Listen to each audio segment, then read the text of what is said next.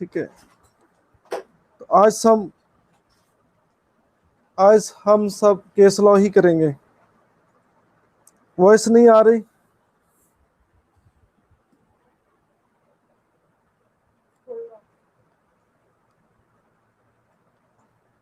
अब वॉइस आ रही है? ठीक है, ओके।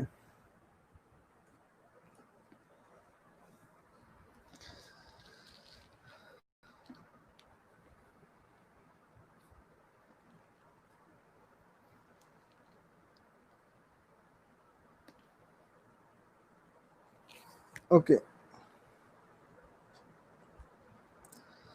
हाँ जी, कल हमने अमेंडमेंट प्रोसीजर किया था आर्टिकल 368 के तहत।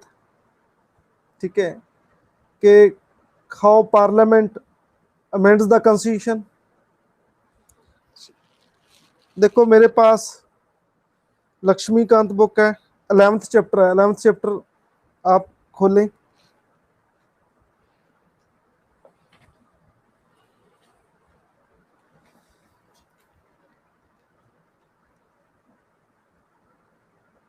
जो हमारा कॉन्स्टिट्यूशन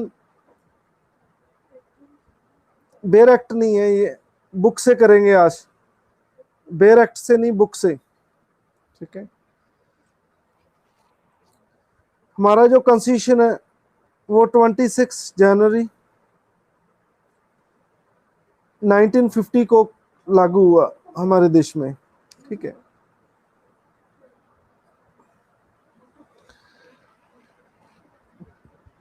तो जब हमारा कॉन्स्टिट्यूशन होंद में आया, इम्प्लीमेंट हुआ, तो सबसे पहले जो प्रॉब्लम थी वो कॉन्स्टिट्यूशन के सामने आई, राइट टू प्रॉपर्टी की। राइट टू प्रॉपर्टी,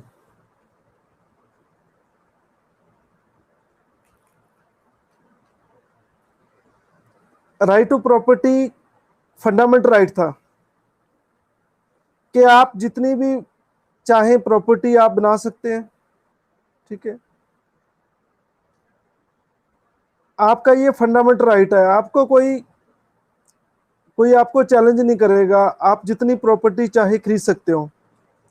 इसका लॉस क्या था? What was the loss? Because हम पॉवर्टी, जो गरीबी है, उसे रिड्यूस नहीं कर पाते थे। बिकॉज जिमींदारा सिस्टम से एक आदमी अमीर होता था, बाकी सब गरीब होते थे। तो जवाहरलाल नेहरू ने देश आजाद होने से पहले ही कह दिया था कि जब हम आजाद होंगे,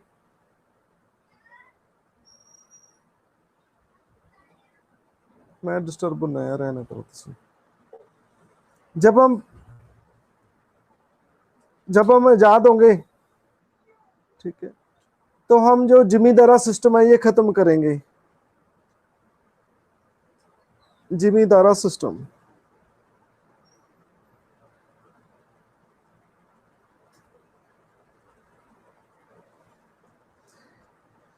जिमींदारा सिस्टम क्या था कि सारे गांव का मालिक एक था। ठीक है, जितने भी किसान थे सब उसके अंडर काम करते थे। वो ब्रिटिश को सालाना वो कर देता था, टैक्स देता था। आप वो लोगों से टैक्स वसूल करता था। इसे जिमींदारा सिस्टम कहते थे। सारी जमीन on the behalf of government उसको एक पर्सन के पास होती थी, उसे कहते थे जिमींदारा सिस्टम। तो पाकिस्तान में आज भी जो जिमींदारा सिस्टम है प्रेवलेंट है पाकिस्तान में, इसलिए पाकिस्तान में बहुत गरीबी है, बहुत ज्यादा। तो ये चीज खत्म करने के लिए जो राइट टू प्रॉपर्टी है उसे खत्म, उसके साथ तो डिस्प्यूट होना ही था। एक तरफ आपने राइट टू प्रॉपर्टी को फंडामेंटल राइट बना दिया है, एक पासे आप जितने अमीर लोग हैं उनकी जमीन छीनना चाहते हैं। तो ये तो दिक्कत ही थी। ठीक है, मोबाइल किधर गया?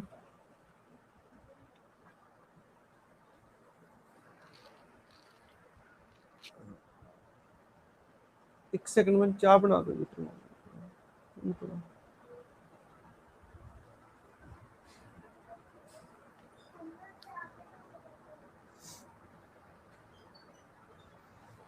तो पहला केस जो फर्स्ट अमेंडमेंट हुई थी, हमारी जो फर्स्ट अमेंडमेंट थी,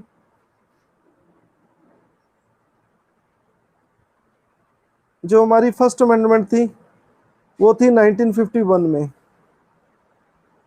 ठीक है, तो फर्स्ट अमेंडमेंट में क्या हुआ, जो हम जिमीदारा सिस्टम था वो खत्म कर दिया।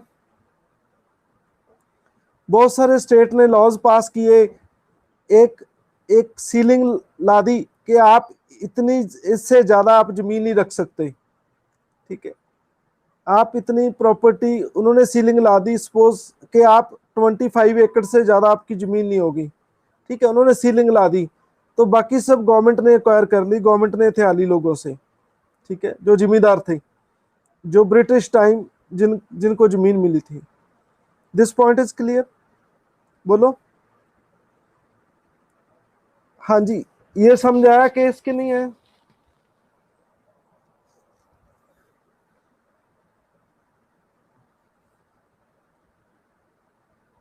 ठीक है,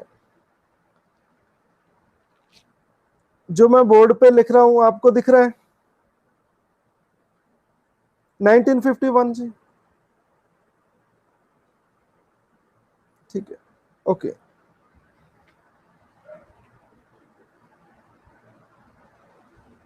तो पहले केस जो आया वो था शंकरी प्रसाद केस, 1951 में ही जब पहली शोध हुई तो शंकरी प्रसाद केस आया। शंकरी प्रसाद वर्सेस यूनियन ऑफ इंडिया। ठीक है, यूनियन ऑफ इंडिया। ठीक है,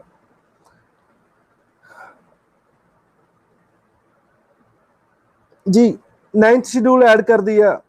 ये फर्स्ट अमेंडमेंट 1950 में नाइन्थ शेड्यूल को ऐड कर दिया था, बिल्कुल सही है जी। ये इंद्रजीत कौर कह रहे हैं आपको 10 लड्डू ना मिलते हैं। ठीक है, आप सोफिया की तरफ से आपको भी बहुत बहुत आशीर्वाद।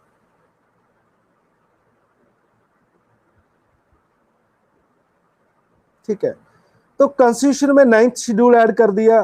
नाइन्थ शेड्यूल क्या है? एक आपने सुना है खाता खू खाता? हाँ जी,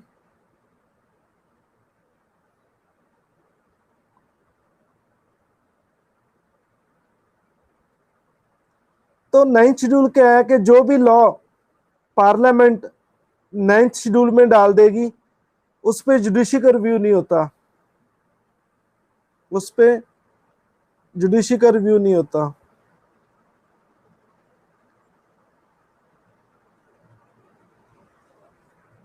हाँ जी, बोलो, समझाया या नहीं है? बोलो, क्लियर है या नहीं क्लियर? आवाज नहीं आ रही? आवाज क्लियर है अब? ओके, देखो जो नाइन्थ शेड्यूल है, नाइन्थ शेड्यूल में कोई भी लॉ को हम रख देंगे, उस पे सुप्रीम कोर्ट ना हाई कोर्ट उसका रिव्यू नहीं ले सकती। ठीक है, हाँ जी, अब क्लियर है? हाँ जी, बोलो जी। जुडिशरी का रिव्यू तो पता है ना आपको, मैंने करवाया है। कहाँ से लिया है हमने ये कंसेप्ट, किस देश से लिया, आप कमेंट्स में लिखें। जुडिशरी का रिव्यू कहाँ से लिया हमने? यूएसए, बिल्कुल सही जवाब है आपका। जे अरबिन ने पहले, सबसे पहले बताया 10 लड्डू ना मिलते हैं। उसके बाद उत्तरा, पल्लवी, ज्योतिका, ठीक है, बिंदु, ठीक है, सोमाली, प्रभजोत, जोबनप्रीत सिंह, इंद्रजीत कौर, शिवम, हेमराज। ठीक है, मैं सबके नाम लूंगा, तो आई एम वेरी सॉरी, आज ये टॉपिक नहीं होगा। ठीक है, तो इसलिए आई एम वेरी सॉरी। तो सबको बहुत बहुत शुभकामनाएं। ठीक है, तो आज मैं नाम ही लेता रहूंगा तो बेसिक स्ट्रक्चर नहीं होगा। जुडिशियल का रिव्यू क्या है? सपोज मैं आपको एग्जांपल देता हूं इन वेरी सिंपल वे। आपने नोटिस बनाए पॉलिटी के, मान लो अमेंडमेंट ऑफ द कॉन्स्टिट्यूशन, आप मेरे से चेक कराओ कि सर ये सही है या गलत है, तो मैं उसे या तो सही करार दे दूंगा या मैं उसे गलत करार दे दूंगा। तो जो मैंने कह दिया कि आपके नोट्स सही नहीं है, ये गलत है, तो वो गलत हो जाएंगे। तो यही जुडिशरी का रिव्यू है। जब कोई पार्लियामेंट लॉ पास करती है, कोई अमेंडमेंट करती है, ठीक है, तो supreme court, high court both have the jurisdiction to check it whether it is according to law और अकॉर्डिंग टू कॉन्स्टिट्यूशन और अगेंस्ट द कॉन्स्टिट्यूशन। हाँ जी, दिस पॉइंट इज क्लियर। इसे क्या कहते हैं? जुडिशरी का रिव्यू। ये कॉन्स्टिट्यूशन के चीज मुताबिक है या नहीं है, ये जुडिशरी का रिव्यू होता है। तो पार्लियामेंट द्वारा लॉ पास किया गया, उसे सुप्रीम कोर्ट, हाई कोर्ट उसे क्या कर सकती है? स्क्रैप कर सकती हैं, उसे हटा सकती हैं, उसे जीरो कर सकती हैं।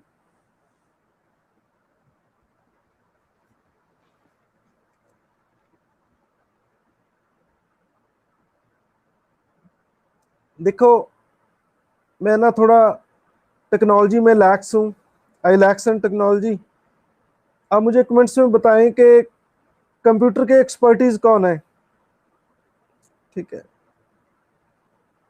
हाँ जी, जिनको ये क्लिक मीटिंग में सब आता है चलाना, कौन है कंप्यूटर के एक्सपर्टीज कौन है? हाँ जी, अच्छा, मीनू जी, सुंदर पिचाई।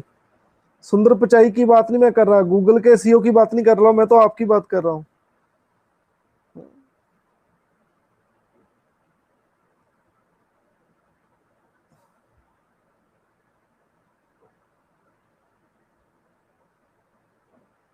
चलो, जो भी एक्सपर्टीज है प्लीज आप मेरे नंबर पे ना एसएमएस करना, मैं थोड़ी बात करूंगा आपसे। अब मैसेज कर दो, ठीक है, कि आपने लिखना है कि sir I will help you, ठीक है, how to take the class,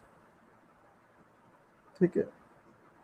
तो जितने भी बीटेक किन्होंने की है कंप्यूटर साइंस में, है कोई टेक्नीशियन, है कोई टेक्नीशियन, है कोई कलाकार, एक्सपर्टीज है? सभी हैं, ओके। चलो, आप 4-5 कैंडिडेट मेरे को एसएमएस करना जरूर, ठीक है। तो थोड़ा कैसे ऑपरेट करना है हम सीख लेंगे। रोज रोज 15 to 20 minute, half an hour waste हो जाता है हमारा। तो आप सोचो कि 1 साल पूरा पढ़ेंगे तो कितना लॉस होगा, ठीक है। तो 1-2 दिन में ये लॉस नहीं होना चाहिए। तो प्लीज़ अभी मुझे एसएमएस करो क्लास में चलते चलते कि sir I will help you, बस इतना ले। देखो, मैं उस नंबर को फिर बात करूंगा आपसे कल फोन पे, ठीक है। चलो, एसएमएस कर दो, अभी एसएमएस कर दो मेरे व्हाट्सएप नंबर पे। तो मैं आपको मंडे बात करूंगा आपसे, ठीक है, फोन पे, ठीक है। अमन, आप जी हैकर हैं, चलो फिर तो आपसे सारा कुछ सीखेंगे, ठीक है। चलो, अभी मैसेज कर दो, ठीक है, फिर मैं मंडे बात करूंगा उनसे।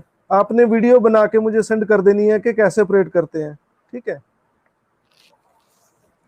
देखो, आप सब हैकर हैं तो फिर आप क्रैकर भी बनेंगे, ये मैं आपको इस चीज से ब्लेस करता हूँ, ठीक है। तो आप क्रैकर भी बनेंगे, यूपीएससी क्रैकर भी बनेंगे जी। आप हैकर है तो definitely you will be the cracker.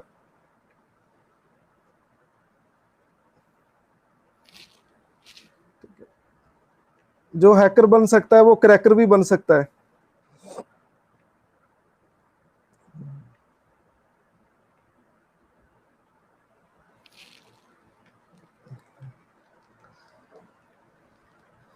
हाँ जी, तो जुडिशरी का रिव्यू समझ आ गया आपको, ठीक है।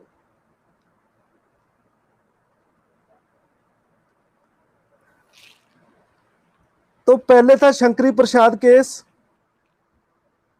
सुप्रीम कोर्ट ने इसमें कहा, क्या कहा कि parliament has the power to amend the constitution under article 368। तो शंकरी प्रसाद में क्या कहा सुप्रीम कोर्ट ने कि 368 के मुताबिक आप जो फंडामेंटल राइट है आप उसको डिलीट भी कर सकते हैं। ठीक है, तो आपके पास पावर है। देखो, जुडिशरी वर्सेस पार्लियामेंट, आज हम ये पढ़ेंगे जुडिशियस वर्सेस पार्लियामेंट। देखो, लड़ाई तो हर जगह होती है। ठीक है, तो गवर्नमेंट के ऑर्गन है ये दोनों, जुडिशरी और पार्लियामेंट। ठीक है, इनके बीच भी डिस्प्यूट हुआ, ये भी लड़ते रहे, आज हम पूरा पढ़ेंगे। ठीक है, तो पार्लियामेंट ने 1950 अमेंडमेंट किया, फर्स्ट अमेंडमेंट किया, जो भी लॉ 9th शेड्यूल में डाल दिया उस पर सुप्रीम कोर्ट ना हाई कोर्ट कोई एक्शन नहीं ले सकती, उसे देख नहीं सकती, उसे चेक नहीं कर सकती। तो पहला मसला शंकरी प्रसाद केस में आया। ठीक है, शंकरी प्रसाद में सुप्रीम कोर्ट ने कहा देखो भाई, आपके आपके पास पावर है, आप जिस बंदे की मर्जी जमीन प्रॉपर्टी आप छीन सकते हैं, चाहे उसका फंडामेंटल राइट ही हो। ठीक है, तो ये पार्लियामेंट के पास सुप्रीम पावर है, वो किसी की प्रॉपर्टी भी छीन सकती है। तो शंकरी प्रसाद केस में, ठीक है, शंकरी प्रसाद केस में ये बहुत बड़ा लोगों को लॉस लगा। ठीक है, जो जितने भी जिम्मेदार थे उनको बहुत बड़ा लॉस हुआ, क्योंकि उनकी सारी प्रॉपर्टी छीन ली। सुप्रीम कोर्ट ने भी पार्लियामेंट का साथ दिया और शंकरी प्रसाद केस में उन्होंने पार्लियामेंट को जायज ठहराया कि आप सही हैं, आपका फैसला सही है, आप किसी का फंडामेंटल राइट छीन सकते हैं। ठीक है, तो सुप्रीम कोर्ट को भी चाहती थी कि जो कॉन्स्टिट्यूशन में ये भी लिखा है कि आपने जो इनइक्वालिटी है, जो गरीब अमीर का डिस्प्यूट है, वो भी खत्म करना है। तो ये शंकरी प्रसाद केस था। बोलो बेटा, समझ आया या नहीं आया?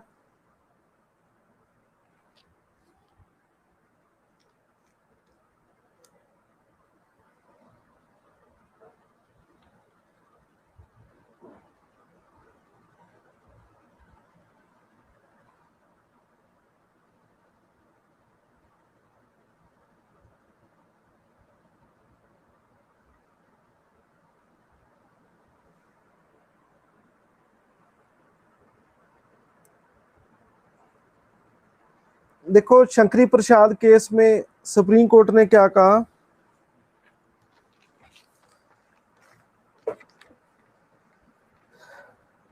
सुप्रीम कोर्ट ने क्या कहा कि पार्लियामेंट आर्टिकल 368 के मुताबिक फंडामेंटल राइट को भी छीन सकती है। ये कहा शंकरी प्रसाद केस में। अब क्लियर है?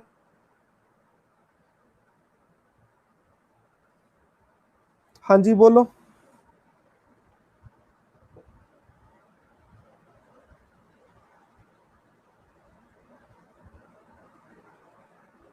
हाँ जी, जोबनप्रीत जी, बहुत सिंपल है, आपको समझ नहीं आ रहा? हम्म,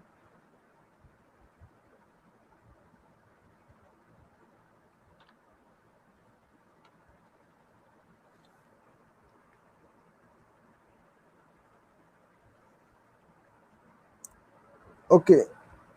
शंकरी प्रसाद केस में सुप्रीम कोर्ट ने कहा कि पार्लियामेंट किसी का फंडामेंटल राइट भी छीन सकती है।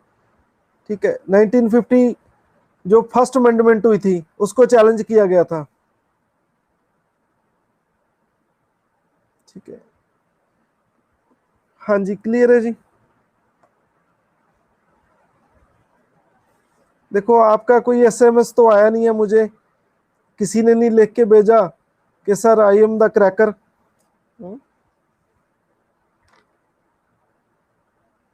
चलो, आप हैकर लिख दो, क्रैकर लिख दो, एसएमएस तो आया नहीं है आपको। ओके, एक एसएमएस आ गया, थैंक यू सो मच।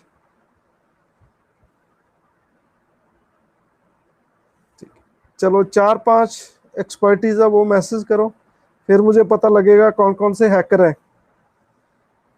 ठीक है, यूपीएससी क्रैकर मैं बनाऊंगा आपको।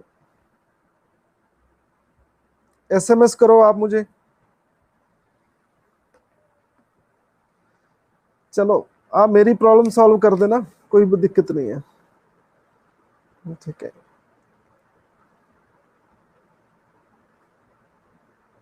चलो, थैंक यू सो मच।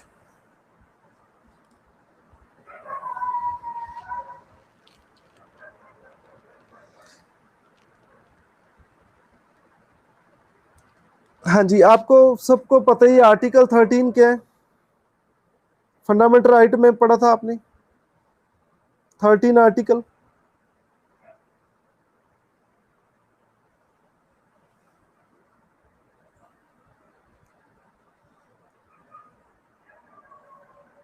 पता है, 13 ये कहता है कि पार्लियामेंट ऐसा कोई लॉ नहीं बनाएगी, पार्लियामेंट ऐसा कोई लॉ नहीं बनाएगी जो किसके अगेंस्ट हो, फंडामेंटल राइट के अगेंस्ट हो। आर्टिकल 13 ये कहता है। अब आज मैंने आपको फिर बता दिया, बोलो समझ आया या नहीं है? बिल्कुल सही है जी।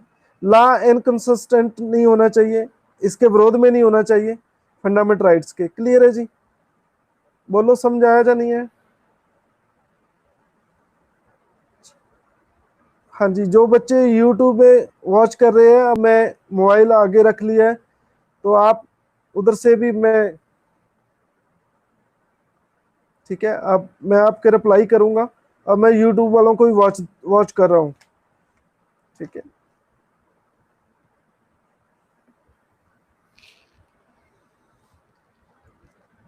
तो आर्टिकल 13,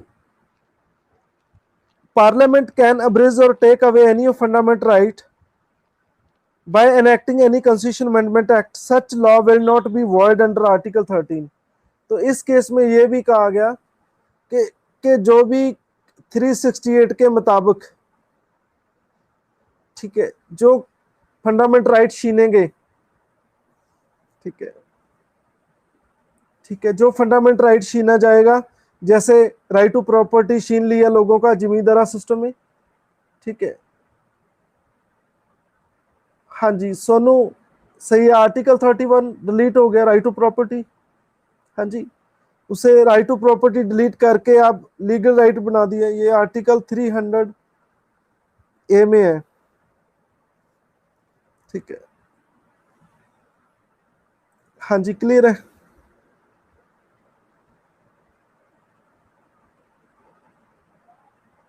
जी।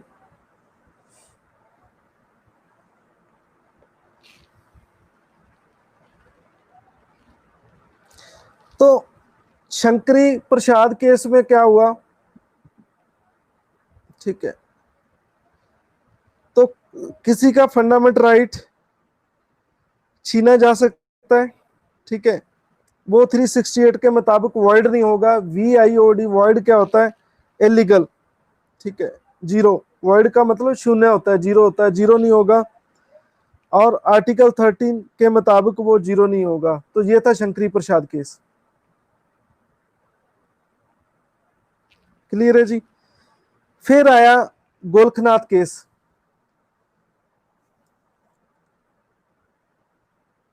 ठीक है। तो शंकरी प्रसाद केस क्लियर है, ठीक है। शंकर किसे कहते हैं? भोले को, ठीक है। हाँ जी, भोलेनाथ, ठीक है। तो ऐसे याद रख लो, ठीक है। तो एक एक कंसेप्ट है हिंदू रिलीजन के मुताबिक कि ब्रह्मा विष्णु महेश, आप जानती होंगे, ठीक है। ब्रह्मा विष्णु महेश सुना है आपने? ये कंसेप्ट सुना है,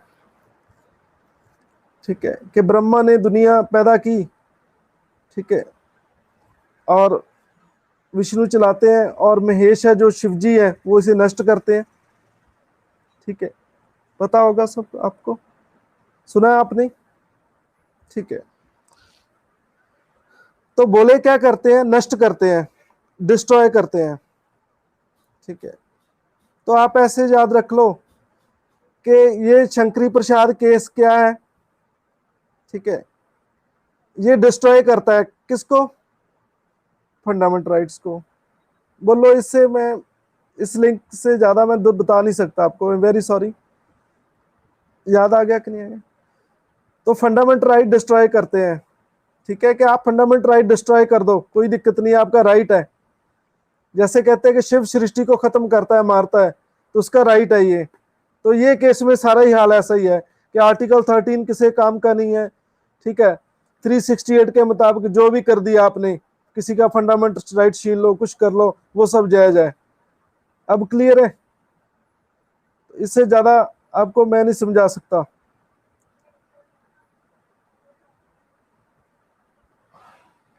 हाँ जी, अब क्लियर है? ठीक है, नेक्स्ट आ जाओ Gorakhnath case.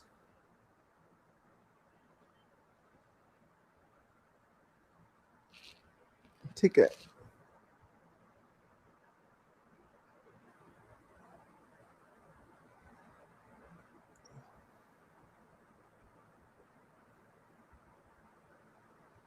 Union of India central government के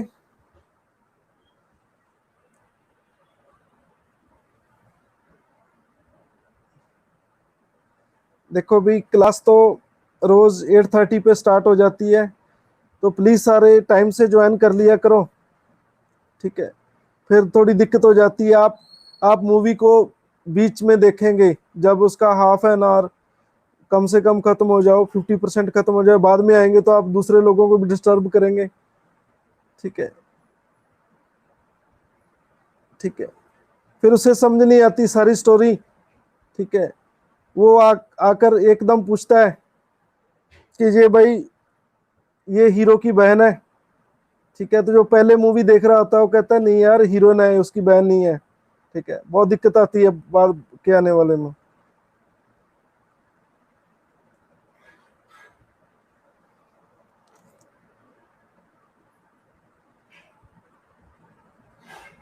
तो अब जब क्लास स्टार्ट होती है तभी ज्वाइन कर लिया करो। ठीक है,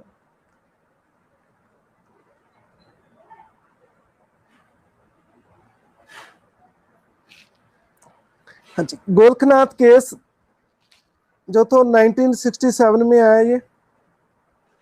ठीक है, 1967 में आया गोरखनाथ केस।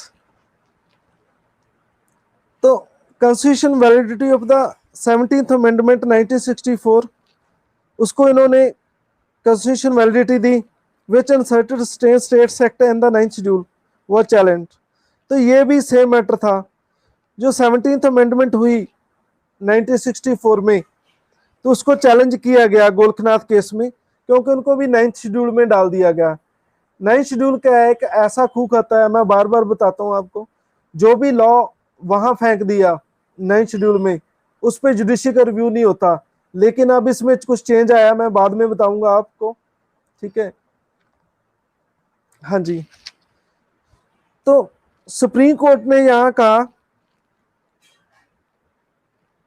पार्लियामेंट किसी के फंडामेंटल राइट छीन नहीं सकती। गोरखनाथ केस में कहा, तो जो कॉन्स्टिट्यूशन अमेंडमेंट करते हैं आप आर्टिकल 13 के मुताबिक, कहते हैं कि ऐसा लॉ जिससे फंडामेंटल राइट खत्म होते हैं, आप ऐसा लॉ या कॉन्स्टिट्यूशन अमेंडमेंट नहीं कर सकते।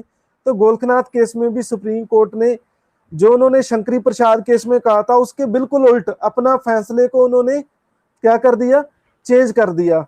पहले कहते थे कि आप कुछ भी कर लो, डिस्ट्रॉय कर दो फंडामेंटल राइट, कोई दिक्कत नहीं है। लेकिन आज उन्होंने इस केस में कहा कि आप फंडामेंटल राइट को आप चेंज नहीं कर सकते 368 के मुताबिक। ये था गोरखनाथ केस। अब इसको याद कैसे रखेंगे, जो मैंने याद रखा है। ठीक है, एक सेठ जी हैं। ठीक है, तो ये सेठ जी हैं, इनकी एक शॉप है। ठीक है, शॉप में अपना ये बिजनेस करते हैं। ठीक है, सामान बेचते हैं अपना। ठीक है, तो इनकी एक गोलक होती है, गल्ला कहते हैं जिसे। ठीक है, जितने पैसे हैं वो इसमें डालते हैं, डालते हैं, डालते हैं। तो आप शॉप में गए, आप किसी की गोल को हाथ लगा सकते हैं क्या? बोलो।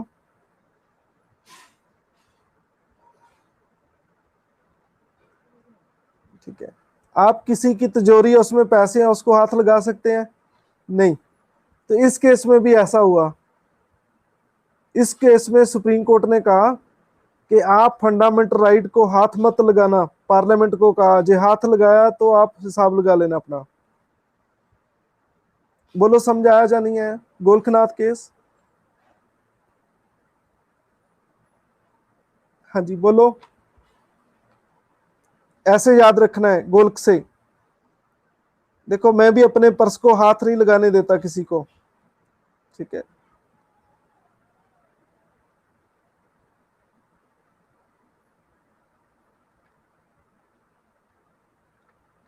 ठीक है, बच्चों को नहीं लगाने देता, वाइफ लगाती है तो फिर मैं चुप हो जाता हूं, because I am head of the state.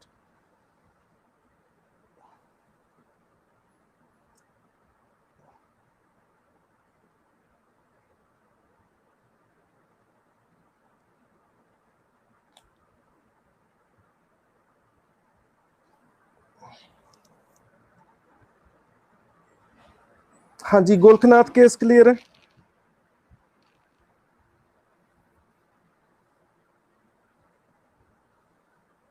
कुछ नहीं है, गोरखनाथ केस में पार्लियामेंट के खिलाफ हो गया सुप्रीम कोर्ट, कहते हैं भाई आप फंडामेंटल राइट को हाथ मत लगाना, आपके पास पावर नहीं है कि आप फंडामेंटल राइट को चेंज कर दो। वेरी सिंपल, क्या है इसमें?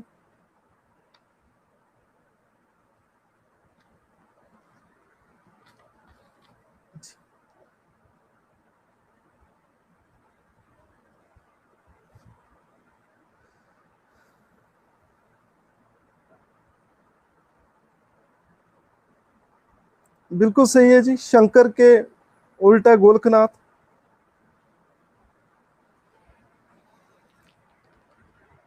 नेक्स्ट क्या होता है कि गोरखनाथ केस आने से मैडम जी गुस्सा कर जाते हैं। कौन मैडम? श्रीमती इंदिरा गांधी, वो गुस्सा खा जाते हैं। देखो जब जुडिशरी वर्सेस पार्लियामेंट हो तो दोनों दोनों में डिस्प्यूट हो जाए, ठीक है, फिर एक चीज सामने आती है कि जो सुप्रीम कोर्ट ने रूलिंग दे दी उसको चेंज करने के लिए पार्लियामेंट में फिर वो लॉ लॉ लाया जाता है, उसको उसको बंद कराने के लिए, उस जुबान को बंद कराने के लिए।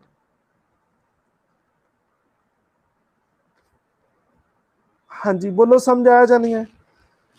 तो इंदिरा जी, हमारी सरकार, ठीक है, हाँ जी आपको पता ही है हमारी सरकार में जब बोलूं तो अब कांग्रेस समझना है, ठीक है। तो इंदिरा जी एक अमेंडमेंट लेके आते हैं, 24th अमेंडमेंट, 24th अमेंडमेंट, ठीक है।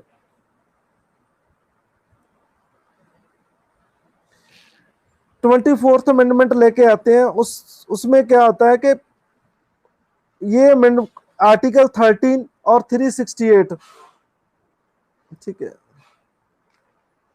13 एंड 368 ये दोनों को अमेंड करते हैं, ठीक है। क्योंकि 13 एक बहुत बड़ा पंगा है हमारे कॉन्स्टिट्यूशन में, ये पार्लियामेंट सोचती है पंगा है, मैं नहीं सोचता, ठीक है। 13 ऐसा लॉ नहीं बनने देता जो फंडामेंटल राइट के अगेंस्ट हो। जब तक बेसिक स्ट्रक्चर थ्योरी नहीं आई, बेसिक स्ट्रक्चर जो आज हम चैप्टर पढ़ रहे हैं, उससे पहले ये 13 काम करता था बेसिक स्ट्रक्चर वाला। बोलो समझाया या नहीं है?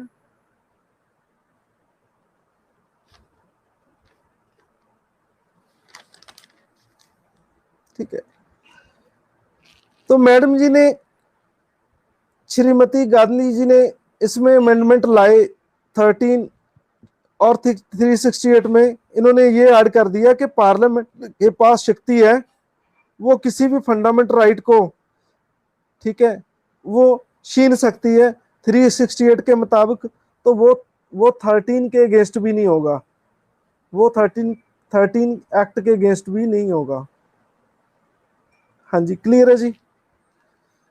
तो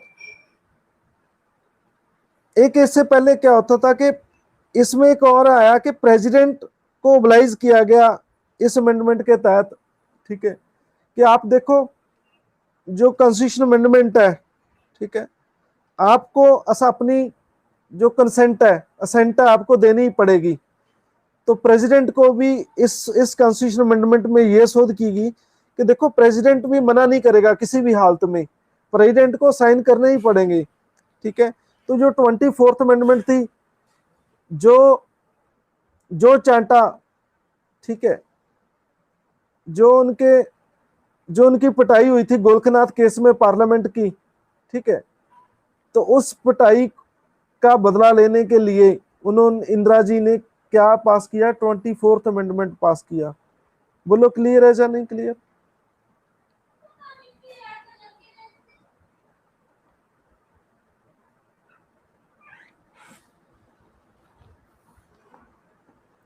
जी, 1-2 सेकंड वेट करें, मैं पानी लेना है।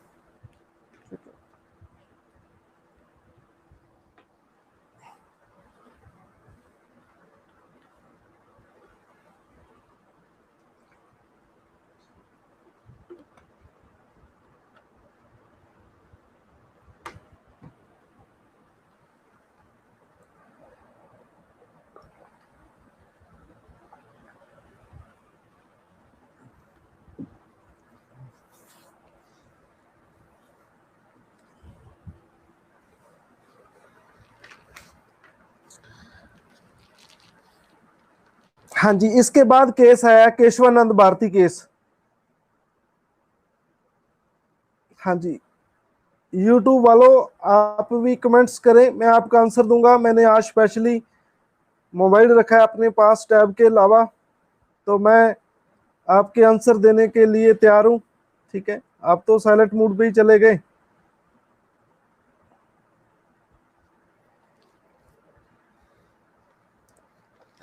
ट्वेंटी फोर्थ 24th अमेंडमेंट,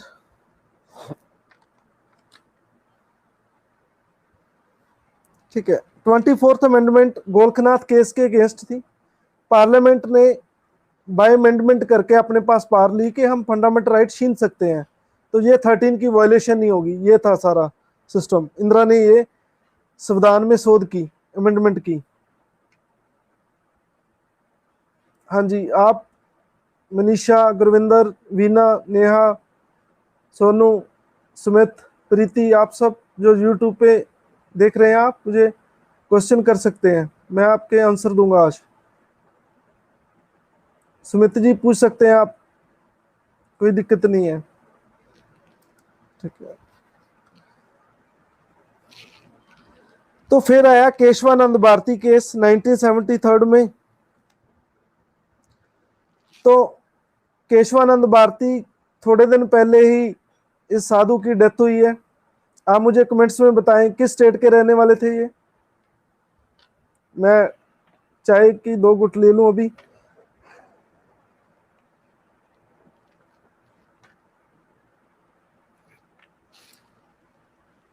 हाँ जी, सही जवाब आया है मनसी का। ठीक है, आपको 10 लड्डू नाम मिलते हैं। ठीक है, चलो आपका और ज्ञान चेक करते हैं। किस डिस्ट्रिक्ट के रहने वाले थे ये? केरला के किस डिस्ट्रिक्ट के रहने वाले थे?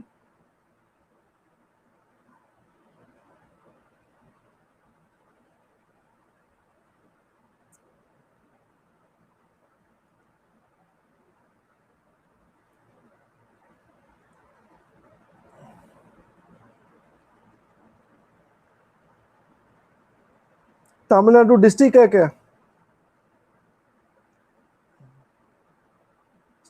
तमिलनाडु डिस्ट्रिक्ट है? अभी भी क्या बात करते हो आप लोग? मैप आपने किया या नहीं किया? हम कह रहे हैं कि केरला के रहने वाले हैं, आप फिर कह रहे हैं तमिलनाडु के रहने वाले हैं। ये क्या बात हुई भाई? थोड़ा बहुत याद रखा करो भाई, ये तमिलनाडु एक अलग स्टेट है। ठीक है,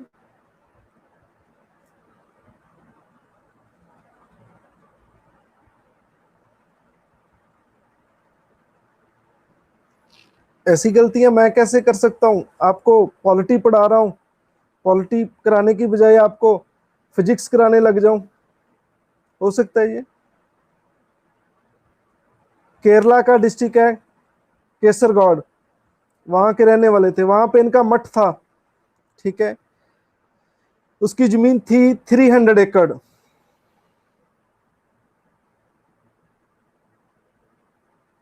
ठीक है,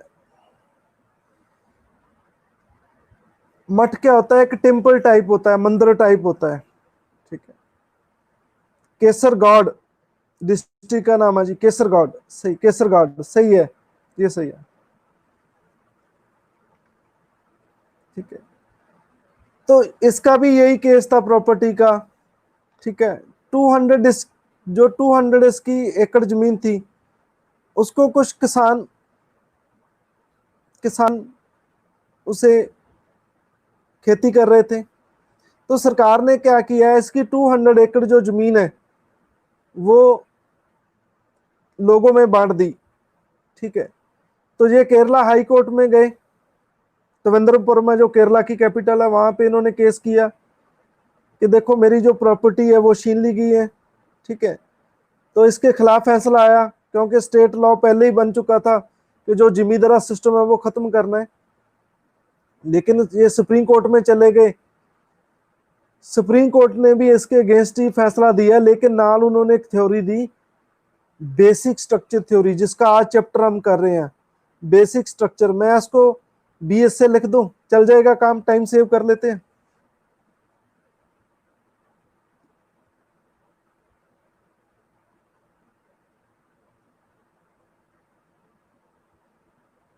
सुमित जी, मैं अभी आपको एक्सप्लेन करता हूं। ठीक है, आप ध्यान से समझे। मैं अभी बेसिक स्ट्रक्चर बताता हूं। बेसिक स्ट्रक्चर क्या है, पहले मैं कि आपको एक एग्जांपल देता हूं। जैसे ये घर है मेरा, ठीक है, मैंने रेंट पे लिया है किसी के। ठीक है। ये घर है मेरा, जो इनके कमरे बने हैं, बेडरूम बने हैं, ड्राइंग रूम बना है, वॉशरूम बने हैं। ठीक है। उस उसकी नींव होती है जो धरती से ऊपर जाती हैं। ठीक है। तो क्या एक किराएदार इसमें चेंज ला सकता है? आप किसी का मकान किराए पे ले लो, मैं आपका एक मकान किराए पे ले लेता हूं, क्या मैं आपका ड्राइंग रूम फोड़ के बेडरूम बना सकता हूं? क्या मैं आपकी किचन तोड़ के वॉशरूम बना सकता हूं? ठीक है। बोलो, ऐसा हो सकता है? ऐसा ही कॉन्स्टिट्यूशन में, ये केशवानंद भारती केस में, ठीक है, केशवानंद भारती केस में सुप्रीम कोर्ट ने कहा देखो, जो बेसिक स्ट्रक्चर है, जो एक एक ढांचा है, ठीक है, कॉन्स्टिट्यूशन की एक बनतर है, स्ट्रक्चर है, उसकी नींव है, उसकी जड़ें हैं। आप किसी की रूट्स नहीं, आप किसी की रूट्स को नहीं छीन सकते, आप किसी रूट को रूट आउट नहीं कर सकते, आप किसी की जड़ें नहीं आप खींच सकते। ठीक है। हाँ जी सुमित जी, अब क्लियर है? तो ये बेसिक स्ट्रक्चर थ्योरी है कि जो कॉन्स्टिट्यूशन चाहता है, ठीक है, वो क्या चाहता है, जो कॉन्स्टिट्यूशन की स्पिरिट है आप उसको खत्म नहीं कर सकते, क्योंकि कॉन्स्टिट्यूशन की स्पिरिट ये भी है कि आपने इक्वालिटी को कायम करना है, देश में गरीब अमीर ज्यादा पैदा ना हो, आपने उसको भी देखना है। तो जो जिमी दरा खत्म किया गया, ये गरीबी दूर खत्म करने का एक बहुत बड़ा उपाय था सरकार द्वारा, एक बहुत बड़ा इनिशिएटिव था।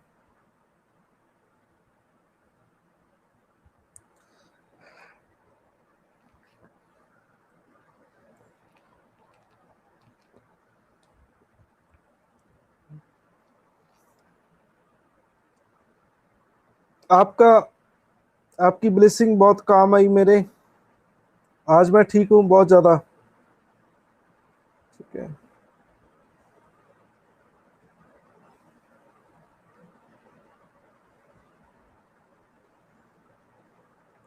हाँ जी, क्लियर है। तो अब इस जो ये मठ के साधु थे, इनकी डेथ हो गई है। हाँ जी, अब इनकी डेथ हो चुकी है थोड़े दिन पहले। तो ये अब कॉम्पिटिटिव एग्जाम का पार्ट बनेगा, क्योंकि उस बंदे की डेथ हुई है, तो करंट न्यूज में ये चीज पॉलिटी का पार्ट है। तो मैं आपकी एक हेल्प करना चाहता हूं, मैं आपको बताना चाहता हूं कि जब भी आप न्यूज़पेपर पढ़ते हैं, मैंने कल आपको बताया था लास्ट में क्लास में कि आप देखो, मैं नहीं कहता कि आप न्यूज़पेपर ना पढ़ो, आप मैगजीन ना पढ़ो, ठीक है। कोई कोई सिविल सर्विस टाइम्स पढ़ता है, कोई कोई कोई बेचारा कोई, ठीक है, कोई कंपटीशन सक्सेस रिव्यू पढ़ता है, ठीक है, कोई योजना पढ़ता है। मैं नहीं कहता कि ना पढ़ो वो, लेकिन मैं ये चीज कहना चाहता हूँ कि आप पहले सब्जेक्ट तैयार कीजिए। आपको करंट अफेयर तब समझ आएगी। आप सीधी करंट अफेयर पकड़ेंगे तो आपको सीधी समझ नहीं आएगी। आज मैंने बेसिक स्ट्रक्चर आपको करा दिया, तो आप जब आप केशवानंद भारती जो साधु थे, आप उसके बारे में पढ़ेंगे तो फिर आपको समझ आएगा, ठीक है।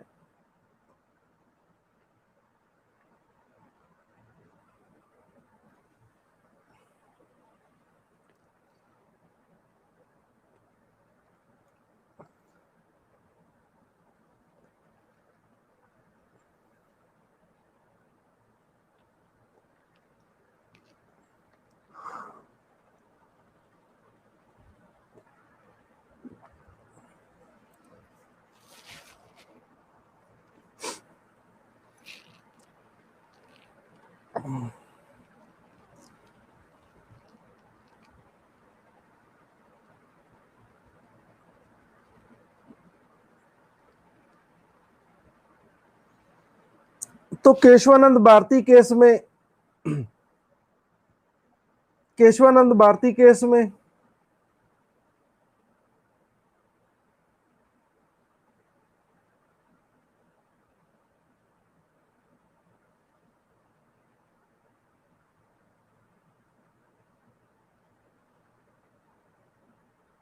देखो, आर्टिकल 370 जो पार्लियामेंट ने खत्म करके स्पेशल स्टेटस का दर्जा उसे स्क्रैप किया है, ठीक है। इसका बहुत बड़ा इशू है, मैं इसको अब डिस्कस नहीं करना चाहता,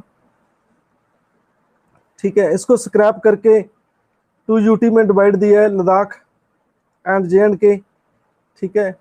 दोबारा हो सकता है, लेकिन कोई भी सरकार चाहेगी नहीं कि ये दोबारा हो, ठीक है, क्योंकि ये फेडरल स्ट्रक्चर को भी ब्रेक करता है। तो कल मैंने कराया था आपको कि ये 368 वाला केस होगा, ठीक है।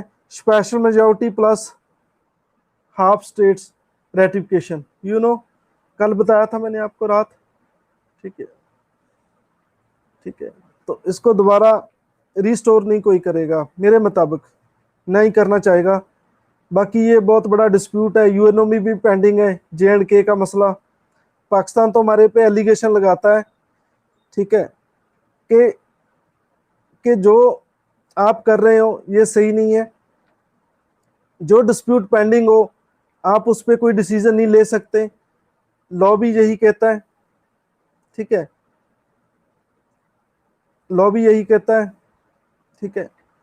तो देखो, हमने बाय पार्लियामेंट लॉ से इसे डिस्ट्रॉय तो कर दी है, लेकिन जो पाकिस्तान हमारे पे एलिगेशन लगाता है वो ये लगाता है कि मान लो कोई डिस्प्यूटेड जगह है, ठीक है, ये मान लो डिस्प्यूटेड घर है, आप कह रहे हो कि ये मेरा है, मैं कह रहा हूं कि मेरा है। ये केस कहाँ चल रहा है? कोर्ट में चल रहा है, ठीक है।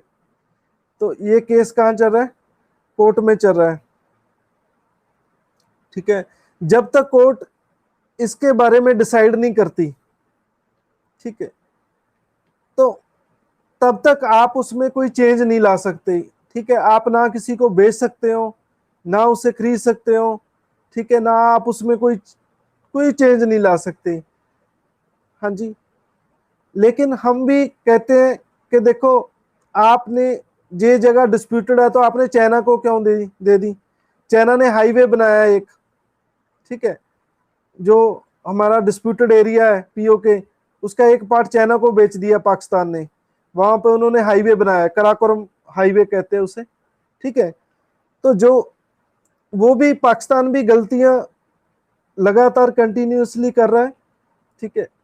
तो हम ये ठीक नहीं मानते, ठीक है। चलो अब इस टॉपिक में आते हैं, क्योंकि फिर जो उधर चले गए तो फिर ये सारा सिस्टम जो हमारा आज का जो बेसिक स्ट्रक्चर है वो रह जाएगा।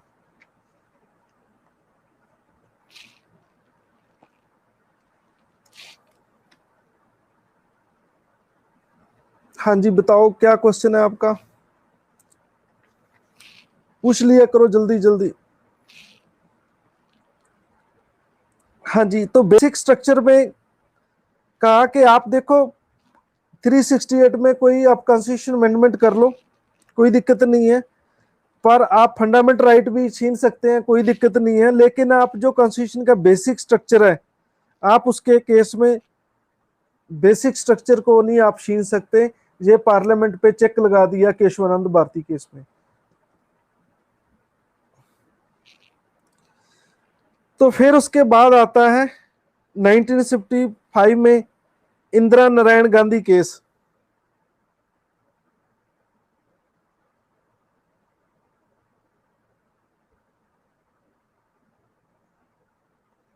चलो इंदिरा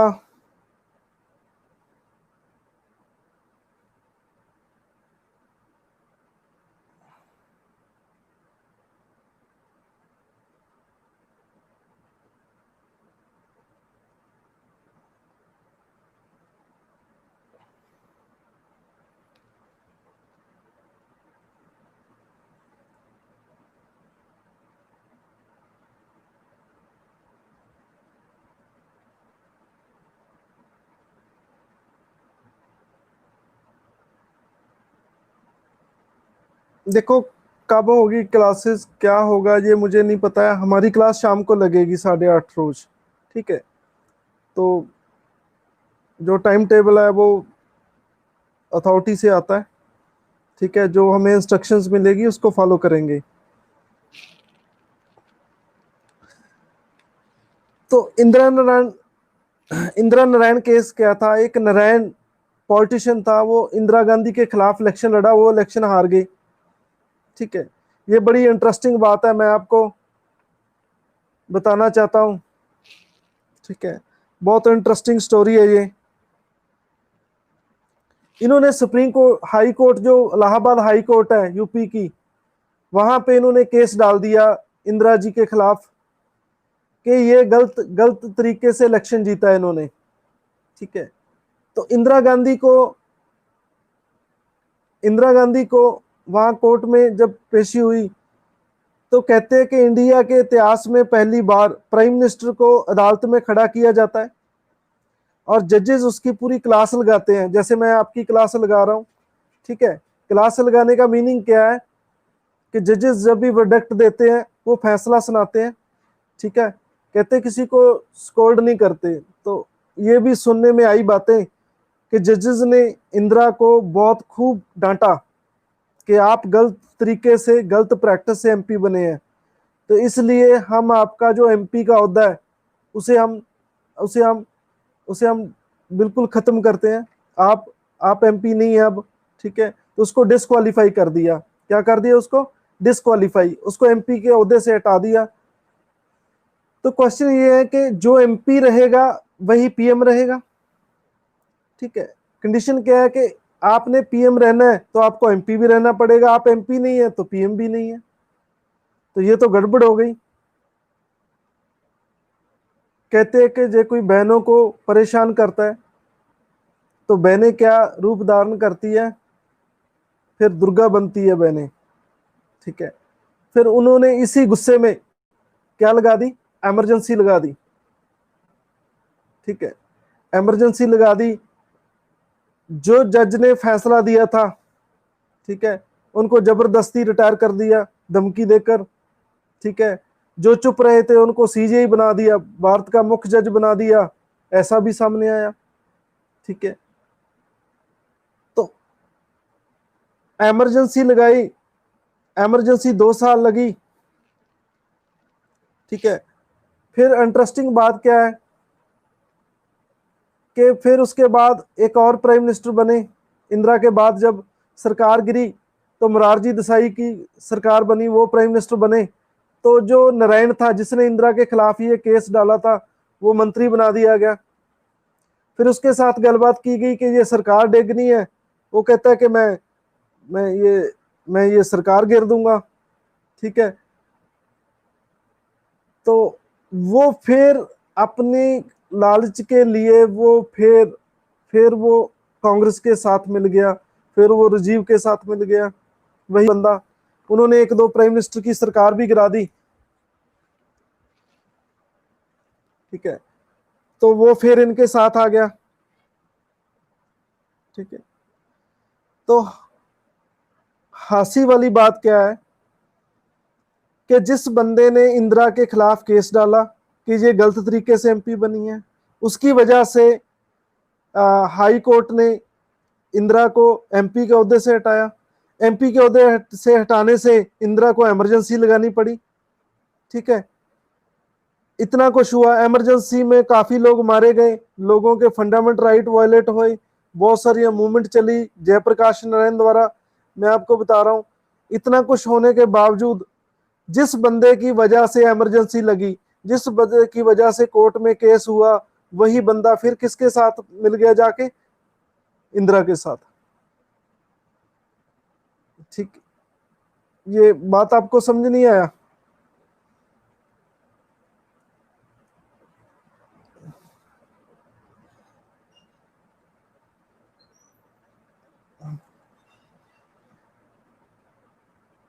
जिस बंदे की वजह से इतनी डार्क हिस्ट्री बन गई, वो बंदा फिर जाके उनके साथ मिल गया, ठीक है।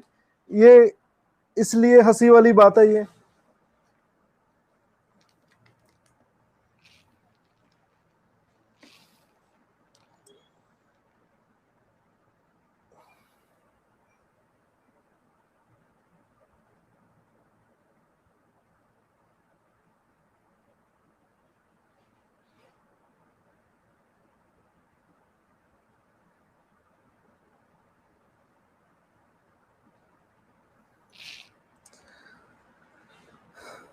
तो सुप्रीम कोर्ट ने इस केस में फिर बेसिक स्ट्रक्चर को उन्होंने दोहराया। उन्होंने कहा देखो जो इलेक्शन होता है ये भी बेसिक स्ट्रक्चर होता है, ठीक है। तो इंदिरा ने 39th अमेंडमेंट पास की थी। उन्होंने क्या कहा कि जो प्राइम मिनिस्टर का जो इलेक्शन है, जो स्पीकर का इलेक्शन है, सुप्रीम कोर्ट उसमें दखल नहीं दे सकती, हाई कोर्ट दखल नहीं दे सकती।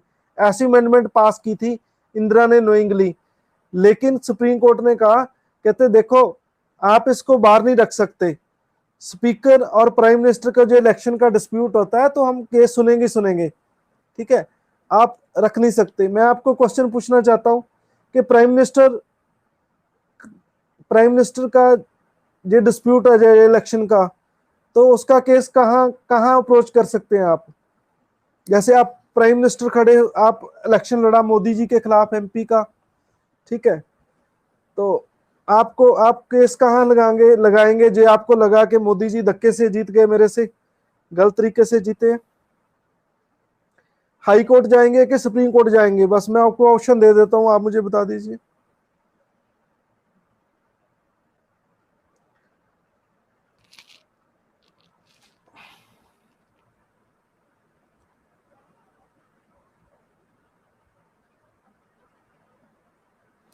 राजन का सही है, हाई कोर्ट सही है, जिन्होंने सुप्रीम कोर्ट का है वो गलत है, ठीक है। हाई कोर्ट, रबिका, दिया, सबका सही है, ठीक है। हाई कोर्ट सही है, सुप्रीम कोर्ट नहीं है। प्रेसिडेंट का इलेक्शन का डिस्प्यूट होता है, ठीक है, सेम इंदिरा केस। सही है जी, मैं तो आपका माइंड ही चेक करना चाहता था, ठीक है। हाई कोर्ट में लगता है केस, ये सुप्रीम कोर्ट में नहीं लगता। प्रेसिडेंट का केस सुप्रीम कोर्ट में लगता है, ठीक है। प्रेसिडेंट के इलेक्शन का डिस्प्यूट हो जाए,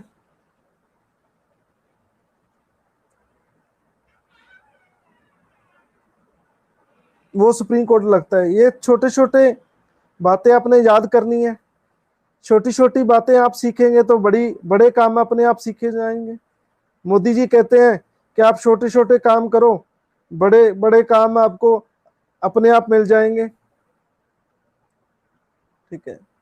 देखो उन्होंने छोटे छोटे काम किए, चाय बेची उन्होंने रेलवे स्टेशन पे, तो आज उन्हें इतना बड़ा काम मिला है, देखो देश के पीएम है, ठीक है।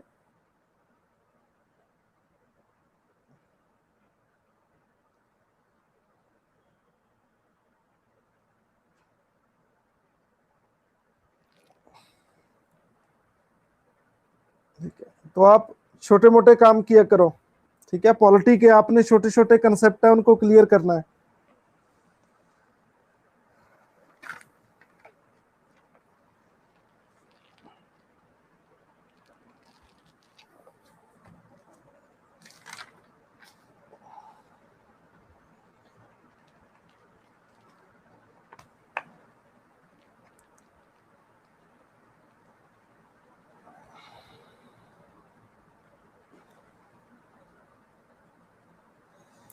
तो फिर इंदिरा जी गुस्सा खा गए।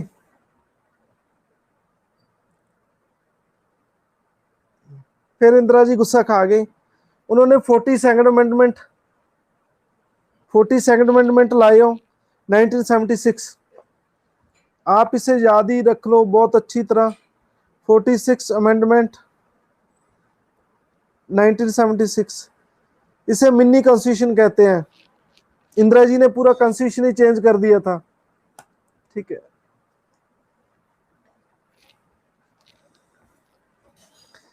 इन्होंने क्या कहा कि फिर अपने आप को इन्होंने शक्ति ले ली कि कॉन्स्टिट्यूशन जो पार है पार्लियामेंट की, उसके पार्लियामेंट की पार पे कोई लिमिटेशन नहीं है कि आप जितना चाहे कॉन्स्टिट्यूशन जो है, चाहे फंडामेंटल राइट है, आप उनकी शोध कर सकते हैं। ये 42nd अमेंडमेंट 1976 जिसे मिनी कॉन्स्टिट्यूशन कहते हैं, ठीक है। तो ये केस इस अमेंडमेंट में फिर जो पावर थी पार्लियामेंट के पास, अनलिमिटेड पावर है, वो इकट्ठा करने की कोशिश थी ये, ठीक है। इसके बाद आता है मिनर्वा मिल केस 1980 में। मिनर्वा मिल केस,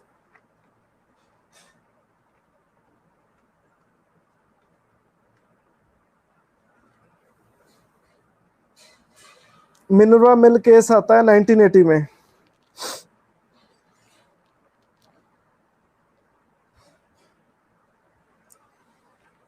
तो 42nd अमेंडमेंट द्वारा ये कहा गया था कि जो जुडिशल रिव्यू है, आप जुडिशल रिव्यू नहीं कर सकते। सुप्रीम कोर्ट का जो जुडिशल रिव्यू है इसको एक्सक्लूड कर दिया था, ठीक है, कि आप जुडिशल रिव्यू नहीं कर सकते। हम जो भी कॉन्स्टिट्यूशन अमेंडमेंट करेंगे, आपके पास राइट नहीं है कि आप जुडिशल रिव्यू करें वहां पे। लेकिन मिनरल मिल केस में सुप्रीम कोर्ट ने ये फिर कह दिया कि देखो,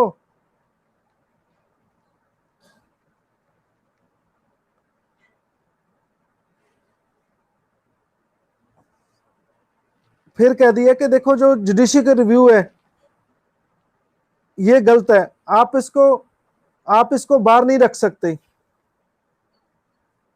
मिनर्वा मिल केस है जी, मिनर्वा मिल केस, ये कर्नाटका की एक मिल थी, कर्नाटका स्टेट की। मिनर्वा मिल केस है ये।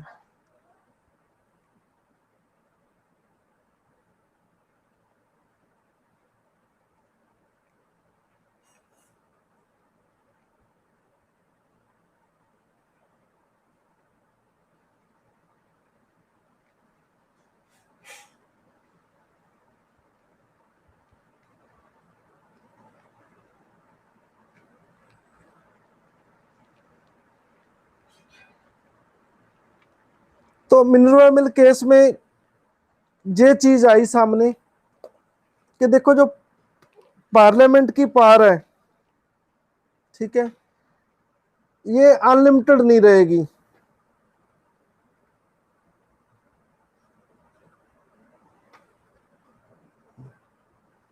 ठीक है। ये अनलिमिटेड नहीं रहेगी, एब्सोल्यूट नहीं होगी, ठीक है। एब्सोल्यूट एब्सोल्यूट का मीनिंग क्या होता है? पॉलिटी में डिक्टेटर होता है, ठीक है, कि देखो भाई आप डिक्टेटर नहीं बन सकते, ठीक है जी, कि आप डिक्टेटर नहीं बन सकते। मिनर्वा मिल केस में फिर जो बेसिक स्ट्रक्चर थ्योरी वो आई, सामने आई कि देख जुडिशल रिव्यू भी होगा, बेसिक स्ट्रक्चर आपको मानना पड़ेगा, आपकी जो पावर है वो एब्सोल्यूट नहीं होगी, ठीक है, आपकी लिमिटेड पावर होगी कि आप लिमिटेड लिमिटेड वे से आप कर सकते हैं। देखो एक कहावत है, excess of everything is bad, ठीक है, हद से ज्यादा कोई भी काम वो गलत होता है, ठीक है। तो फिर उसके बाद एक और केस आता है, मिनर्वा मिल केस। क्लियर है जी? बोलो।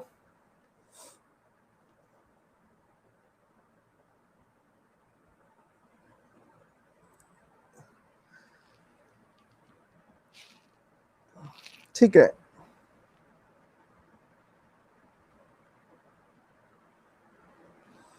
फिर एक वामन राव केस आता है, वामन राव केस 1981 में।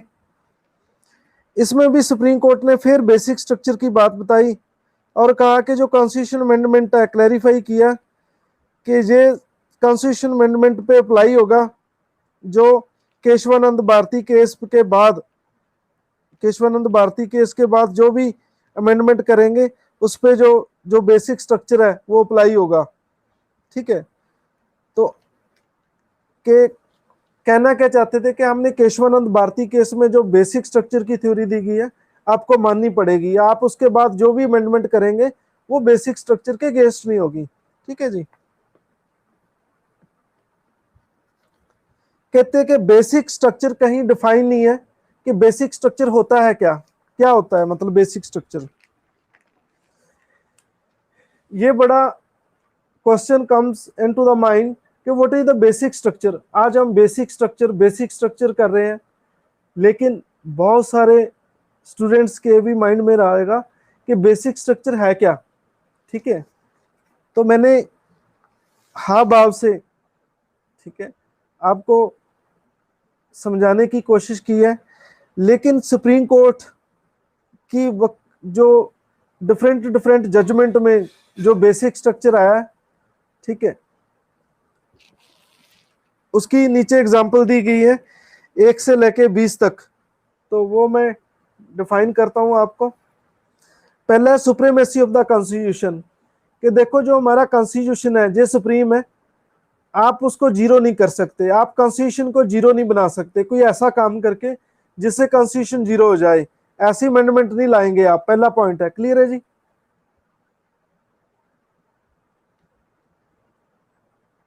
ठीक है, ओके। दूसरा है सॉवरेंटी, आप देश की जो सॉवरेंटी है, प्रभुसत्ता है, आप उसको खत्म नहीं कर सकते। ठीक है। बोलो समझाया या नहीं है? ठीक है। सॉवरेंटी कैसे खत्म होती है? किसी की इंसल्ट करके।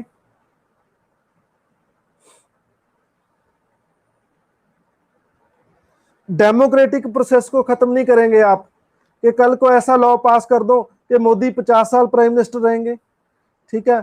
हम एक पेंट को 50 साल पाएंगे क्या?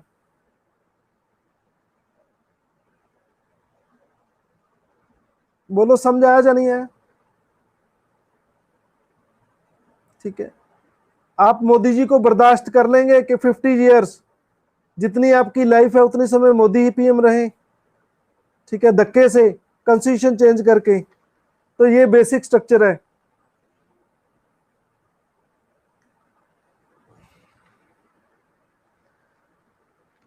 जो रिपब्लिक नेचर है हमारा वो भी नहीं खत्म होगा।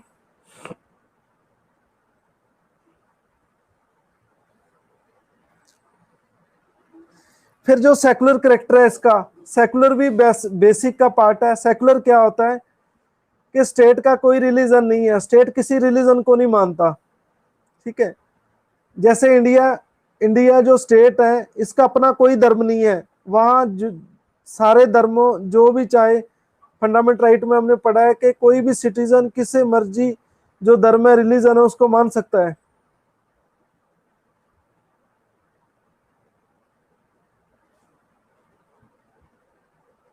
ठीक है। तो ये भी क्या है? बेसिक स्ट्रक्चर का पार्ट है। फिर जो गवर्नमेंट के तीन ऑर्गन है, लेजिस्लेचर, एग्जीक्यूटिव एंड जुडिशरी, ये भी बेसिक स्ट्रक्चर का पार्ट है। आप ये तीनों लग रहेंगे, इनकी पार्ट्स अलग रहेंगी, एक दूसरे में दखलंदाजी नहीं देंगे। ठीक है। ठीक है। इंटरफियर नहीं करेंगे। आपको पता है जुडिशरी इंडिपेंडेंट है, उसको इंटरफियर नहीं कर सकता कोई। ठीक है। देखो मैं भी जज बनना चाहता हूं, ठीक है, तो आप कल को आईएएस लगे, आईपीएस लगे, आप मुझे फोन करके नहीं कह सकते कि देखो जी हमारा एक बंदा आया, थोड़े बहुत कत्ल किए उन्होंने, 2-4, प्लीज देख लेना उसे, ठीक है, छोड़ देना। आप मुझे फोन कर सकते हैं? नहीं कर सकते, ठीक है। ये भी बेसिक स्ट्रक्चर है, ठीक है। मूवी में होता है, ठीक है, रियल लाइफ में नहीं होता। देखो मूवी में तो बहुत कुछ होता है। वो मैं आईपीएस बनूंगी, कौन सा सीरियल चलता है? संध्या, क्या नाम है उसका? संध्या, संध्या ही है।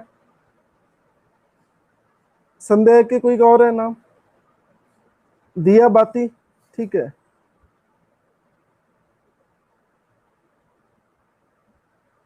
मैंने एक दिन देखा, उसके बाद नहीं देखा। मैंने क्या देखा कि उसको फौजियों वाली ट्रेनिंग कराई जाती है, जैसे फौजी को ट्रेनिंग देते हैं, तो उसके बाद मैंने नहीं देखा आज तक। मैं कह रहा, इतना आप सीरियल बना रहे हो, आपको पता तो होना चाहिए भाई आईपीएस की ट्रेनिंग कैसे होती है, ठीक है। आईपीएस को फौजी वाली ट्रेनिंग दी जाती है, ठीक है। चलो मोटिवेशन के लिए अच्छा है, थोड़ी रियलिटी होनी चाहिए, ठीक है। फिर उनको धमकी देते हैं लोग, ठीक है, जैसे फिल्मों में सीन होता है, ठीक है, वो भी फिल्मी है। तो कल को आप आईएएस बनेंगे, आईपीएस बनेंगे, आपको कोई धमकी देगा, ये हो सकता है, ठीक है। हमारे इंडिया में तो खाकी वर्दी, चाहे पोस्टमैन के पाई हो, उसको भी लोग सलूट मारते हैं। मुझे तो नहीं लगता कि ऐसा आईपीएस के साथ है, ऐसा इतना इनजस्टिस होगा। मैंने तो अपनी लाइफ में नहीं देखा।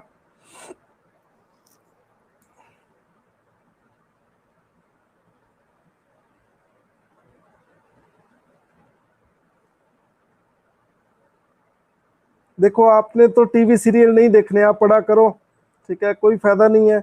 ये तो नेगेटिविटी नेगेटिविटी आपके दिमाग में इंसल्ट करेंगे ये चीजें, ठीक है। आपको अच्छा पॉजिटिव रखने के लिए आप थोड़ा बहुत जब पढ़ो, पूरा फुल पढ़ो, जब थक जाए उसके बाद थोड़ा बहुत 2-4 मिनट सॉन्ग सुनो। आप रिलीजियस सॉन्ग सुन सकते हैं फर्स्ट, ठीक है। जब वो ना अच्छे लगे आपको, आप हनी सिंह सुन सकते हैं, आप लता मंगेशकर सुन सकते हैं, आप सपना चौधरी का डांस देख सकते हैं, ठीक है। 5-10 मिनट, इससे ज्यादा नहीं।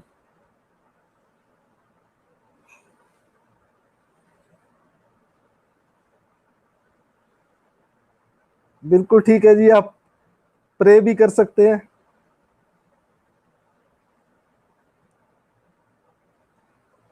ठीक है, ठीक है। रैपर देखा कर लो, रैपर, जिनको इंग्लिश नहीं आती वो इंग्लिश सीखे उनसे, ठीक है।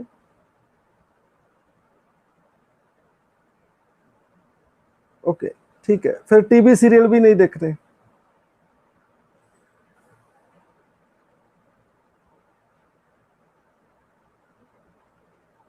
ओके, नेक्स्ट है federal character of the constitution. देखो फेडरल करेक्टर क्या होता है? जो स्टेट और सेंटर के बिटवीन में जो शक्तियां शक्तियां डिस्ट्रीब्यूट की है, उसे फेडरल स्ट्रक्चर कहते हैं। सेंटर और स्टेट का रिलेशन फेडरल स्ट्रक्चर होता है, आप उसको भी चेंज नहीं कर सकते। कैसे? जो स्टेट को हमने शक्तियां दी है वो खोना नहीं है आपने, वो छीनना नहीं है, ठीक है। तो ये भी बेसिक स्ट्रक्चर का पार्ट है। आप यूनिटी एंड इंटीग्रिटी देश की, ये भी बेसिक स्ट्रक्चर का पार्ट है। अपने देश की एकता अखंडता को कायम रखना है। जुडिशरी का रिव्यू, आपने जुडिशरी के रिव्यू को मेंटेन रखना है। मैंने पहले ही बता चुका हूं जुडिशरी का रिव्यू क्या है, आपने इसको खत्म नहीं करना। Freedom and dignity of individual, हर व्यक्ति की आजादी, उसको नहीं खत्म करना आपने। जो पार्लियामेंट्री सिस्टम है वो नहीं खत्म करना। पार्लियामेंट्री सिस्टम क्या है? हमने इंग्लैंड से बारो किया है कि देश का जो रियल हेड है वो प्राइम मिनिस्टर होगा, तो जो देश का स्टेट हेड है वो नॉमिनल होगा,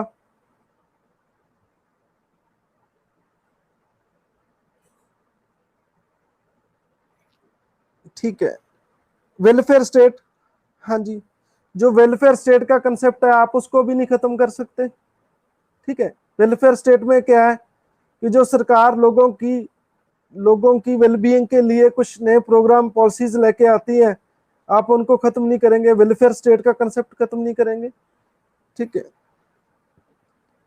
फिर नेक्स्ट है rule of law. 11th point है रूल ऑफ लॉ।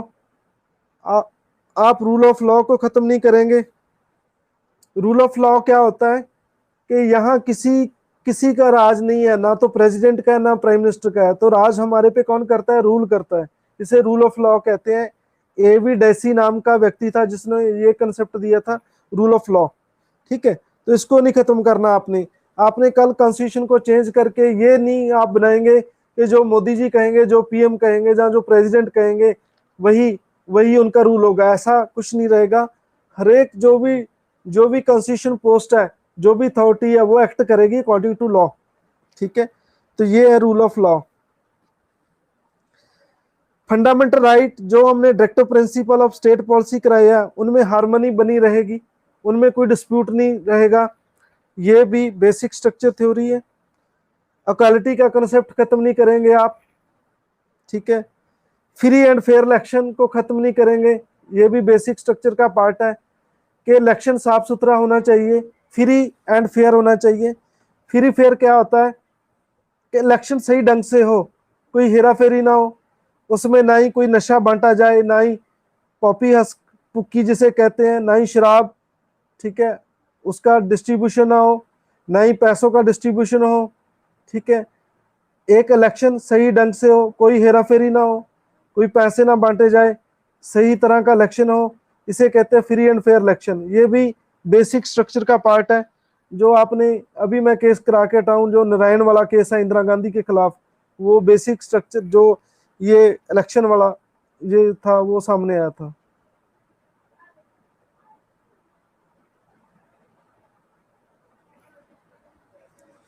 फिर जुडिशरी इंडिपेंडेंट रहेगी, इसको ये भी बेसिक स्ट्रक्चर का पार्ट है। लिमिटेड पावर ऑफ पार्लियामेंट, ठीक है, ये भी हमने मिनर्वा मिल केस में देखा था, ये भी है। इफेक्टिव एक्सेस टू जस्टिस, आप न्याय की तरफ एक्सेस कर सकते हैं, हर एक को एक्सेस है कि आप न्याय चाहिए आपको। ठीक है, ये भी बेसिक स्ट्रक्चर का पार्ट है। Fundamental right principle underlying fundamental right भी बेसिक स्ट्रक्चर का पार्ट है।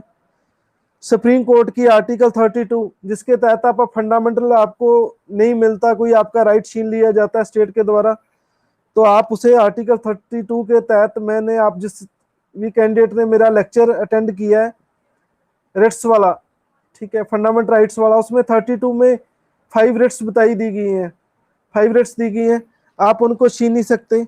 136 में SPL है, स्पेशल ली पिटिशन है, आप उसको खारिज नहीं कर सकते। आपको पता है 136 क्या है?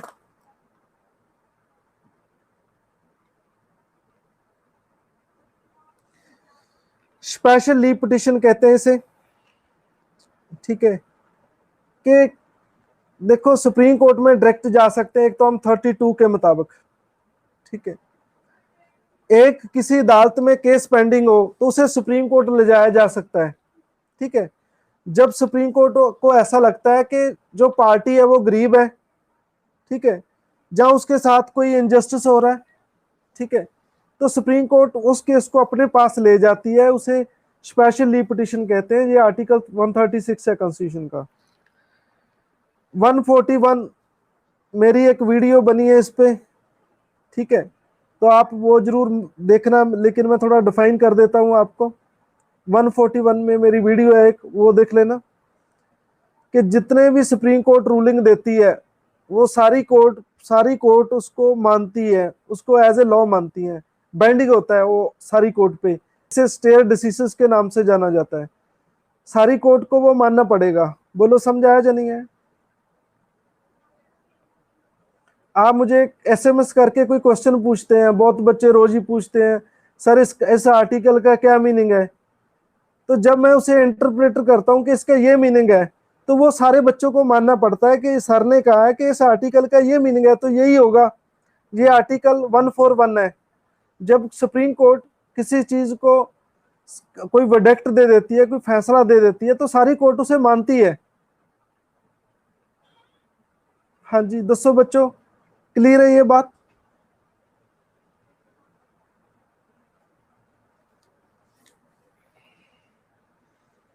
फिर नेक्स्ट है 142। सुप्रीम कोर्ट कोई भी डिक्री, कोई ऑर्डर जारी कर सकती है कंप्लीट जस्टिस के लिए। ठीक है, ये भी बेसिक स्ट्रक्चर का पार्ट है। ठीक है, सुप्रीम कोर्ट ने काफी रूलिंग दी 142 के तहत। उन्होंने कहा कि जो शराब के ठेके हैं ये हाईवे से दूर होने चाहिए, क्योंकि जो ड्राइवर लोग हैं वो शराब पी के फिर गाड़ी चलाते हैं, एक्सीडेंट होते हैं, बहुत सारे लोगों का नुकसान होता है, तो ये दूर होने चाहिए। ठीक है, तो बहुत सारी सुप्रीम कोर्ट ने 142 के तहत बहुत सारे ऑर्डर डिक्रीज पास किए हैं। ठीक है, ये कंप्लीट जस्टिस देने को है। कंप्लीट जस्टिस क्या होता है कि जो बात कहीं डिफाइन ना हो, जो बाय लॉ कहीं बात डिफाइन ना हो, वो आर्टिकल 142 के तहत दी जा सकती है, ऑर्डर या डिक्री दी जा सकती है, उसे मानना पड़ता है। ठीक है, जैसे एक आपने एनवायरनमेंट में सुना है, गैस लीक हो गई थी भोपाल में 1984 में, पड़ा है एनवायरनमेंट में, बहुत सारे लोग मारे गए थे, भोपाल गैस कांड कहते हैं उसे। ठीक है, तो हाँ जी, भोपाल गैस ट्रेजेडी, बिल्कुल ठीक है। इस पे मूवी भी बनी है, आप देख सकते हैं। भोपाल गैस ट्रेजेडी पे एक मूवी भी बनी है, तो उसको क्लियर करने के लिए आप ये मूवी दे सकते हैं। ठीक है, तो मैंने भी देखी है, आप भी देख सकते हैं। आप दिया बाती नहीं देखना आपने, वो देखना जरूर, इस मूवी को देखिए आप। तो सुप्रीम कोर्ट आर्टिकल 142 के तहत, अमेरिका की कंपनी थी जिससे ये गैस लीक हुई थी, तो हमारा जो लॉ कंपनसेशन की बात करता है, तो वो कंपनसेशन बहुत थोड़े की बात करता है, मान लो हजारों में, लाखों में। ठीक है, तो सुप्रीम कोर्ट में उसमें कंपनसेशन जो लोगों को दिलाया वो लाखों में पहुंच गया था, करोड़ों में पहुंच गया था, जो हमारे इंडियन लॉ में इतना कंपनसेशन है ही नहीं है। बोलो समझ आया कि नहीं आया? आर्टिकल 142 के तहत सुप्रीम कोर्ट ऐसे ऑर्डर जारी कर सकती है, ऐसी डिक्री जारी कर सकती है जिससे किसी दुखी व्यक्ति को एक कंप्लीट न्याय मिल सके, जस्टिस मिल सके।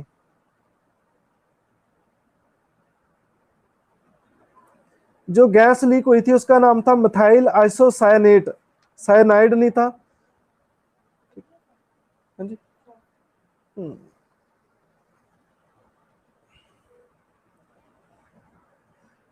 मिथाइल आइसो,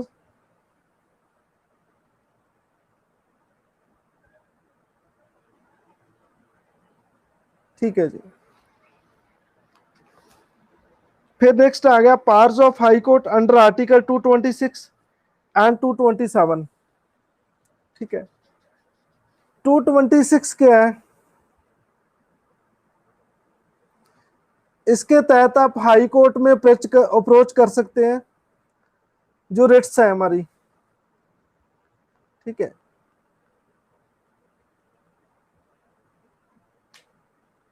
226 के तहत, जैसे 32 के तहत आप सुप्रीम कोर्ट, ठीक है, 32 के तहत आप सुप्रीम कोर्ट में अप्रोच कर सकते हैं। ठीक है, जो हमारी रेट्स है, मैंने आपको 5 रेट्स कराई है, वो 226 में आप हाई कोर्ट भी जा सकते हैं। लेकिन हाई कोर्ट, ठीक है, उन रेटों को सुन भी सकती है, नहीं भी सुन सकती, क्योंकि फंडामेंटल राइट की जो वायलेशन होती है, जो रीजनल यूरिडिक्शन ऑफ सुप्रीम कोर्ट के पास होती है। ठीक है, ये भी बेसिक स्ट्रक्चर का पार्ट है। और 227 जो हाई कोर्ट की यूरिडिक्शन की बात करता है कि हाई जितनी भी किसी स्टेट में कोर्ट्स हैं वो हाई कोर्ट के अंडर होती हैं, ये आर्टिकल 227 में लिखा है। तो ये भी बेसिक स्ट्रक्चर का पार्ट है। तो ये थोड़े 20 पॉइंट दिए गए हैं जो बेसिक स्ट्रक्चर का पार्ट है। बोलो क्लियर है? इसमें कोई डाउट है आपको?